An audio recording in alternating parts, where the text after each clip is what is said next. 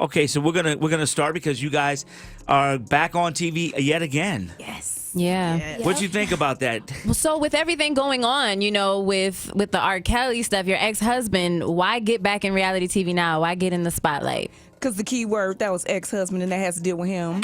Hey, say that, sis. Say that, sis. This is about my baby. Yes. Growing up hip-hop, it's about that next generation. It's about the heirs to the throne. And at the end of the day, I have a new name. I've renamed myself. I'm Cookie Jenner. Cookie Jenner. Oh, wait. Cookie from Empire and Kris Jenner. Yes, you ma'am. better, the Yes, Black Cookie ma'am. Jenner. The Black Cookie Jenner. I love it. It's about making sure my eggs are okay. So at the end of the day, I teach my kids life happens every day. You don't crawl under a rock and die. You keep going, So that has nothing to do with them. This is about them and their career and their legacy. And, and you can take a little tarnish off the name. It's okay. I'm here to polish. All right, Queen. I'm All here right. for it. All right, JR. Yeah, Buku, well, what are you looking forward to about being on Growing Up Hip Hop, especially coming over from California and now being here full time? What are we going to learn or see about you?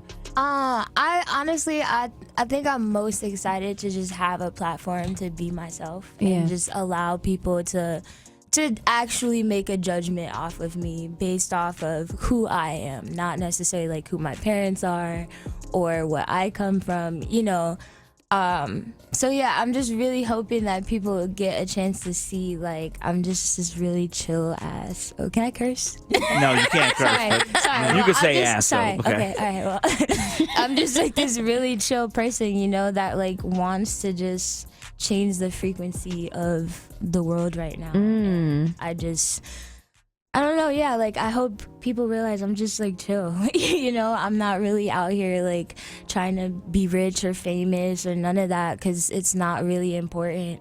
And so I feel like my perspective, I'll be able to like show people like, hey, just because you have money or just because you come from, certain things or just because you come from a certain lifestyle doesn't necessarily mean that like you have it all figured out or everything's gonna be okay or like we're all it's just straight. human. Right, we're all Trying to just figure human. it out. We're just trying to figure it out, and that's what I'm trying to do, and I just want people to see that. Good for you, Buku. Yeah.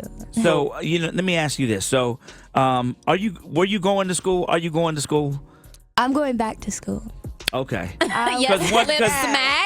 Because like the latest thing we heard was, that R. Kelly stopped paying because he thought you weren't going to school. Look, no, ma'am, Pam. Clear the air. No, Cookie Jenner. That was not because she was not. She was in school, an honor student at that, 3.85 GPA. Wow. Okay?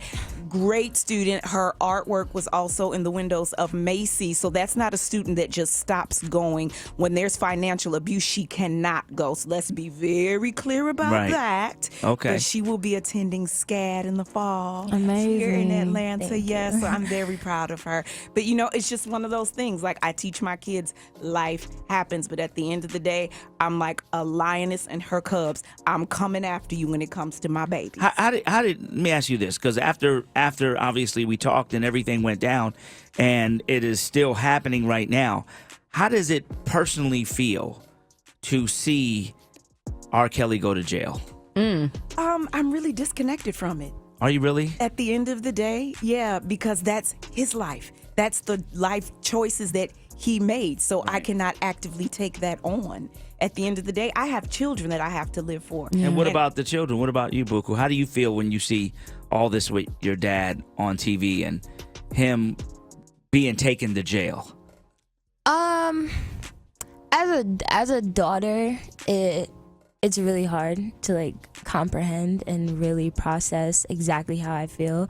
Sometimes I feel like, you dig your own grave, and then other times I feel like, well, damn, sorry, well, dog, that's my dad, so like I don't necessarily want that to happen, but it's like at the end of the day, like my mom said, I'm not responsible for you or your life choices, so whatever path you choose to take, like at the end of the day, we don't have a relationship. I don't talk to him. Like it's not like I'm in communication with him, so if that's what he chooses to do, then that's how he has to live his life, and I just have to do whatever I can to make sure that I'm straight emotionally, physically, mentally, spiritually, because that's all I can do. That's a very mature answer. Very mature. And now let's look at it this way. So the show is Growing Up Hip Hop.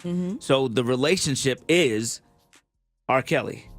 No, the relationship is their mother, the children, and just because their father happened to be R. Kelly. But that's the show. Growing Up Hip Hop. The growing up hip hop is the music is in their DNA. right. Okay. They come from a mother who's an actress, a dancer, their father who's a singer, writer.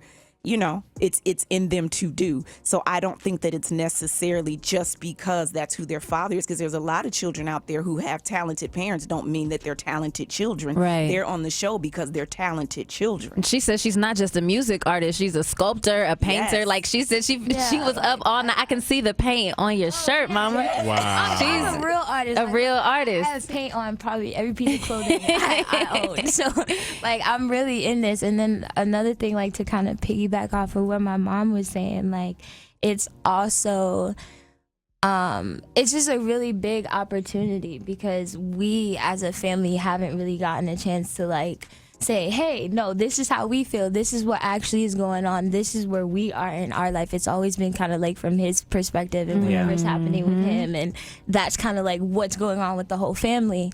And another thing I don't think people understand, I totally understand my father is an R&B artist, but we have to be real. Like, he made a imprint in hip hop, like, and he's that's hip-hop. For sure, he He's is hip-hop, definitely yeah. hip hop. for He sure. bridged the And that's gap. also another thing. Like, I will never take that away from my father, regardless of our relationship. Like, father, dad, husband, artist, those are separate. You Yeah. know what I'm saying? And as an artist, like, I can't take that away from him. And so it makes sense to me that I'm on the show. You know what I'm saying? Because yeah, he was an R&B artist, but he also did a lot for hip hop. Drea Kelly is here with daughter Buku. Yeah. Growing Up Hip Hop Atlanta.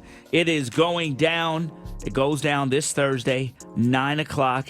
Growing Up Hip Hop, We TV. Let's take a listen to this clip. I don't know what it's like to be R. Kelly's child. I only know what it's like to be his ex-wife. It's gonna affect me forever. As soon as I feel like, okay, I got a level of normalcy, some headlines. R. Kelly has been arrested. He cracked me, but he didn't break me. Wow. He cracked me, but he didn't break me. That's right. That's my mantra. I have cracks, but I'm not broken. I will let no man, nothing, and no one break me. So how's it been going with you? You've been doing a lot of speaking, touring. Is that what you've been doing? Yes, like women's I seminar, I've seen a lot going on. Yes, I have. It has opened up like a whole new world. That is for real in my life. Just walking in my advocacy now. I would say the most amazing trip to date is I went to Anguilla.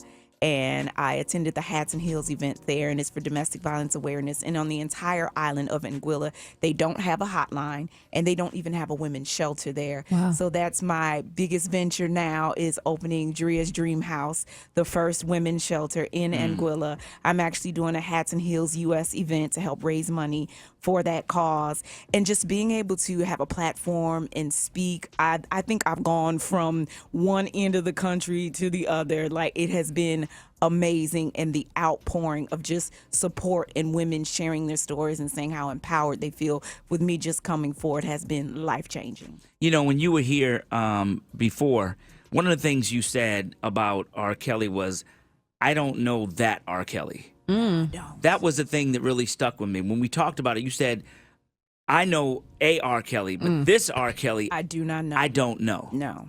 Do you still feel that way? Yes, very much so. How do you Very feel as a much so. mom when you see the clips of him talking about wanting to see his kids and not being able to? Don't play with me. They have FaceTime. If you want to see your kids, you can see them every single day, 24 hours a day. All right. This is not 1982. Yeah. That's an active choice. Again, my children have had the same number since grade school, and I purposely did it that way because at 18, when you become an adult, if you feel you don't want to have a relationship, you don't want to deal with him, that is your choice. But I never took away his fatherhood. You had the ability to contact your children for over decades. They've had the same cell phone numbers, okay? We're going back to when they didn't have FaceTime. Now they do have FaceTime. The fact you don't see your kids every single day is a choice. Well, he blames you. He says you keeping them away from them. Who am I to keep you away? You know how to get everywhere else? You know how to go play basketball? You know how to go to Africa? You don't know how to contact your children? You know how to pick up the phone, make sure them checks come to you. Buku, does your dad reach out to you? Nope, not at all. No. Like, here's the thing. Can I like? Yeah, go You ahead. can, whatever you Okay, need, 'cause sis. What I don't think the general public realizes is that like this whole situation that is going on with my father in the media and all that, like, I don't think that people understand at the end of the day that's family. So it is a very like hard situation. Not talking to my father is not like, oh, this is my mom doing this, or we're just being like, that is a choice that I made. So that everybody understands, that is a choice that I made for myself. That is a choice my mother made for herself. That is a choice my sister made for herself. And that is a choice that my brother made for his self, because we had to. All those years that he's talking about that he hasn't seen us and blah, blah, blah, blah, blah, we've tried, okay? So what I want everybody to understand, whoever's listening right now, it is very, very, very frustrating to constantly have to defend ourselves and be like, but no, this is why we shouldn't have to explain that. That's family. So that means that is family business. So if I'm saying that there is a reason, good reason. And I don't have to explain that, because that is my father. That was her ex-husband. That was her father. I shouldn't have to sit here and constantly explain myself and this is the type of person that he is, or this is the type of family that we are, blah, blah, blah. That's his choice. We have separated ourselves. And I think that people need to allow that. People need to allow that separation, because constantly asking, how are you dealing with it? How is this? Like, what type of person was he? That's just, why are we talking about him? You know what I'm saying? And that's like no disrespect to you. That's no disrespect to anybody in the studio or anybody who even genuinely cares. But for my family, the way we're gonna be able to heal is if we're talking about us, is if we're talking about the things that we have going on, what we're doing to heal. I don't know anything really about my father, if I'm gonna be real, okay? You know what I'm saying? Like, Yeah. I don't. But again, So- that's a choice. And it's that he and made. it's a choice. And it is. I think, in all fairness to the listeners, what happens is when we see the interview, like what happened with Gayle King, and he's there physically crying, saying that he loves you and wants to see you, we have to ask the question, Right. And to be able to get that honest answer, you know, like, so somebody, either he's lying or y'all are lying. Somebody's not telling the truth, because we see one thing, but hearing you talk, I understand. You know, as a father, I understand that Yeah. perspective. Yeah, but at the end of the day, like the whole Gayle King interview, that was an Oscar award winning, Emmy nominating, like Tony nominated performance.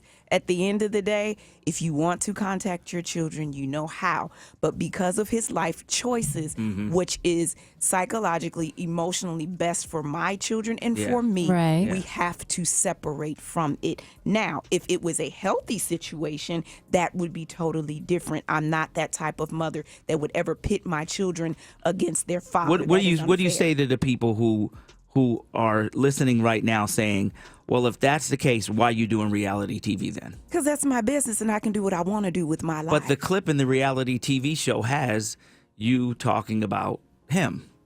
But what they have to understand, that him is a part of me because we have children. I have that right to talk about my life. So then you can't separate it. I can separate it in the fact that I don't have to take responsibility for his choices. I can separate it in that what he chooses to do, if it's toxic, I have to separate myself and my children from that. But because I've survived the toxicity of that relationship, it now gives me a platform to help other women. So that's why I talk about it. So any other woman who finds herself in that position, she doesn't feel alone. She doesn't suffer in silence like I did for years. So unfortunately, for me to tell my story, I have to have his story be a part of it. That's what Fair it enough. is. But people need to understand who he is does not dictate who I am. Amen. Last Right words, on. Jay Nova? Well, I just have a question for you about them Flojo arms, girl, because you looking really good. Are you still dancing? Are you still dancing? Are we going to see this sexercise thing that you have going on? I want to know more about what you have going on with dance. She dances every time she comes to the club. You look incredible. So whatever you're doing, can you slide me the information? Yes, ma'am. And let our listeners know what you're doing. Well, I have my sexercise regime, yes, and it's exactly what it sounds like, sexercise. But it's for women to be comfortable in their own skin. At the end of the day, women, great sex starts with you. You have to be comfortable with your body. And as a dancer, my body is my work. So that's why I decided to start this fitness regime so that women could come into my class, feel sexy, feel beautiful, and feel like that goddess that they are. But yes, dancing, that's all I do. Don't go to the gym, don't lift weights, it's dancing, and I'm vegan. And Oh, me too, girl. Yes, high five. Okay. Yeah. I'm vegan Vegans queen. Connect. Yes. All right, everybody. Growing Up Hip Hop Atlanta. Make sure you're checking it out Thursday, 9 p.m. on WeTV. It's a lot going on the show. Good to see you. Drea, thank you so much. Buku, thank you so much. Thank you for being so transparent. Yes. You are very Thank you for mature beyond your accepting me. age. Very eloquent. Yeah, Thank very you. good. And continue